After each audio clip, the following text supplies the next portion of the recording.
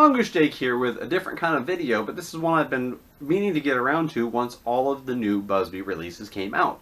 And what this is going to be is my top 5 favorite currently available Buzby blasters.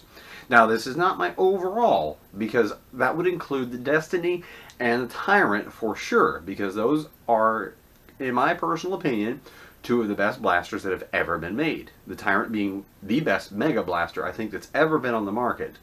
And others can debate that, but that's my personal #1 pick for the best Mega Blaster that's ever been made. For its simple, easily recognizable function. It's a top prime, basically a gigantic Retaliator that's been upgraded and up-powered.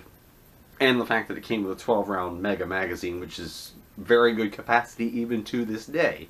I wish Buzby would re-release that thing.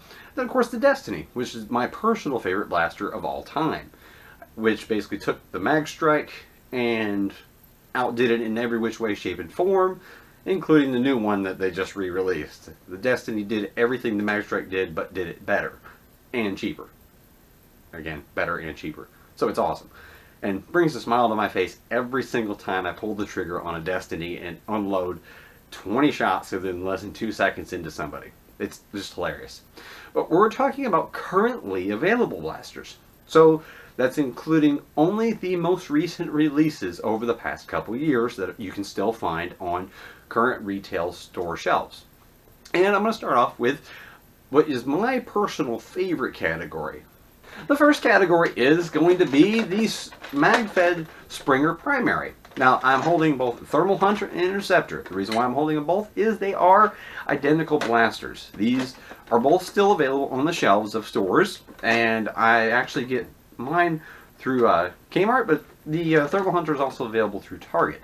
And these blasters are actually very good standard type pump action mag-fed springers. They're easily modifiable, and they can handle moderate spring rates. And if your wars are in the 100 to 150 feet per second kind of category or range, these can be easily modded to achieve that. And if you're doing stock wars, these are above and beyond the normal Elite Alpha Troopers or Retaliators, because they hit over 80 feet per second stock in most of my testing. At least high 70s to low 80s. There's manufacturing variances. But the one complaint most people have is with the small grip. And it is small, but I don't find it to be too uncomfortable. But I normally, on mine, will wrap them with basically what amounts to be tennis racket tape. And that gives them enough grip to be comfortable on. And you can also extend on the stock with, you know, a rubber pad or a foam pad to give yourself a little more reach. And those kind of simple mods for me work. And these things are ultra reliable. In the time that I have fired literally probably 10 different Thermal Hunters and Interceptors in my modding and sending them out to people and giving them away even, and I don't have jams with these things. With the fact that Buzby puts their little dart, it's not a dart tooth, but they have a little piece in most all of their springers that puts pressure on the top of the magazine to keep the dart from popping up, and allows it to feed very reliably into their breeches, which are of better design than Nerf stock breeches, and generally don't jam. And I do believe that has a lot to do with that little spring-loaded piece above the magazine, which keeps that typical jam where the dart's popped up a little too far, and then as the breech closes in on it, it gets folded. Buzby blasters typically don't have that sort of jam, and that's the one that you normally find in Nerf blasters, at least spring-powered ones. Moving on from the MagFed Springer primaries, let's look at another type that could be used as a primary, but this is the MagFed pistol. Now, I have the Lightmaster and the Night Attack. These are identical. 2 different colors, available 2 different ways. You get the Night Attack through Walmart as an Adventure Force exclusive, and that is actually 10 bucks for one of those. You get the Lightmaster through Kmart or Target under the actual Buzby branding for a 2-pack of them for about $22 or so, or $25. But it's about between $20 to $25 depending on where you buy it. And those 2 pistols are identical other than the coloring. And I find them to be very nice to mod, very nice to paint. I showcased actually the Night Attack because it has removable plastic inserts on the shell. It makes it very nice to paint up. And for me, I love that. Now, I am setting them aside for a reason. The Model 1902 was introduced, and it fixed the one thing most people complained about. That grip. This grip is chunky, and it fits an adult hand very, very nicely. Still a nice mag-fed top prime pistol with a tactical rail, and this thing still packs that same 80 foot per second punch that you come to expect from Buzz Bee blasters. And by fixing the one problem that those two pistols had, the Night Attack and the Lightmaster, you've now got a great primary if you don't want to carry a rifle-style blaster. Moving on to something that made Buzz Bee famous, the bolt-action blasters. This I'm going to give as a toss-up. The bolt-action category is going to be a toss-up between the Mutator and the Snipe. The Snipe has very nice ergonomics, very nice power. Like, it's one of the most powerful springers on the market from the big four, as I call them. That's Nerf, Buzz Bee, X-Shot, Dart Zone. From those, this is one of the most powerful springers you can buy on the market, hitting at all the way up over 90 feet per second when stock. Mutator can't quite match that. It fires at more of the standard Buzz Bee level, around upper 70s to low 80s. And that's due to the fact that a lot of the space has been taken up by the whole double mag weld design and took away a little bit of its plunger tube capacity.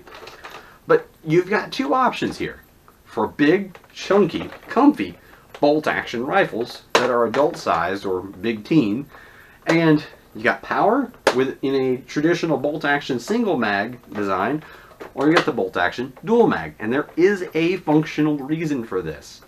You can have a mag always loaded, exchange the empty magazine from the other mag well while still being ready to fire at a moment's notice.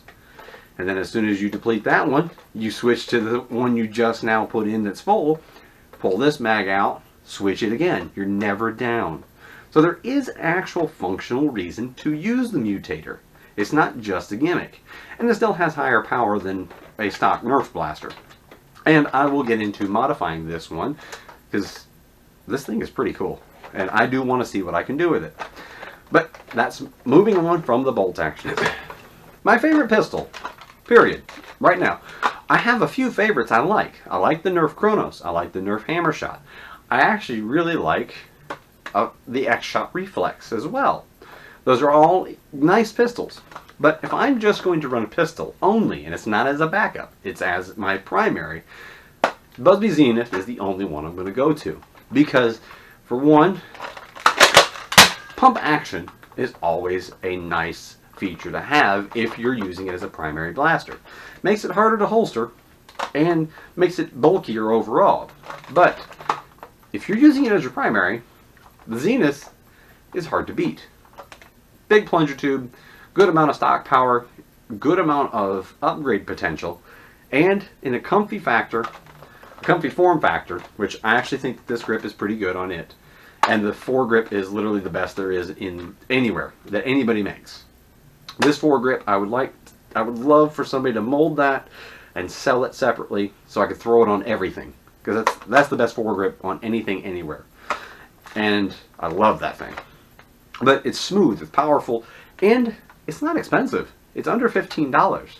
So it's right in line with everything else. And it's more powerful than all the major brand pistols out there. So definitely one to look for. If you can find the Buzz Bee Zenith on a shelf near you, grab it. The same thing was also available as an Adventure Force model. So if you see it in Walmart, just know, hey, that's the Buzz Bee Zenith. Just Adventure Force branded. Now on to a couple of honorable mentions. They're not ones that I would pick over what I've already displayed, but I'm going to mention them anyways. And my number one pick out of all the goofy blasters that have came out this year so far is none other than the Buzz Bee Blow Blaster that I reviewed recently. This thing is silly, it's fun, and it works. It works well. And for $5, you can't go wrong, even if you're just buying it for a silly gimmick. It does work. And mine, I've got two of them, they work well. I'm actually getting, above 70 feet per second out of them. I've hit over 80 with a few shots. And that's pretty awesome out of this tiny little thing here. At worst, you just keep a dart loaded in it, stash it away, put a couple pumps in it, fire it off as a last ditch kind of shot. A worst case scenario, $5, store in a pocket. Or best case, you have a ton of fun with the thing and it's goofy as can be. Now you'll notice I haven't brought out a whole lot of the recent releases. The Model 1902 I think was the home run out of everything. And the Mutator was a very, very nice addition to Buzz Bee line. To me, the Frantic Fury was a little bit of a letdown. I still gave it a pretty good review overall on its own, but I noted a number of key things that I didn't care for with it. It was creaky, it had a very flexible stock, and the power seemed a little down compared to normal, even though I had some good readings. The Agitator is by far the better option of the two new pump action springers. It doesn't have the creakiness, it doesn't have the flexible stock, and I just like the form factor better. So personally, I'm going to mention this as an honorable mention out of my top 5 favorite current Buzz Bee blasters, which is really more like 9 because I've thrown in a few that I like. But if you're going to go and pick up either the Frantic Fury or the Agitator, I would recommend looking for the Agitator first. I do find it to be surprisingly the better of the two. Overall build quality, overall working with it, it just feels better. And while that's hard to quantify, it's just my opinion. And since a review is literally just an opinion based on experience, that's what I'm doing. I'm going to give you my honest opinion that I think the Agitator is better as an overall purchase than the Frantic Fury. So that's just kind of an addendum to the video. But to recap, my personal favorite current Buzz Bee Springer primary is the Interceptor / Thermal Hunter, same blaster. I love the Model 1902, and if you don't want to pick up that 2-pack of the Arsenal pack that it is included in, you can also grab the Night Attack or the Lightmaster. The grip's not quite as good on those two, but they're still great blasters. Bolt action, I love both the Snipe and the Mutator for different reasons, and I give them kind of a tie. And then my favorite pistol is the Zenith. And the honorable mentions is, of course, the goofy Buzz Bee Blow Blaster, which is actually pretty good and effective when used as a single-shot blaster. And out of the other new releases, I wanted to mention that I would pick the Agitator over the Frantic Fury. So that's been my favorite current Buzz Bee blasters.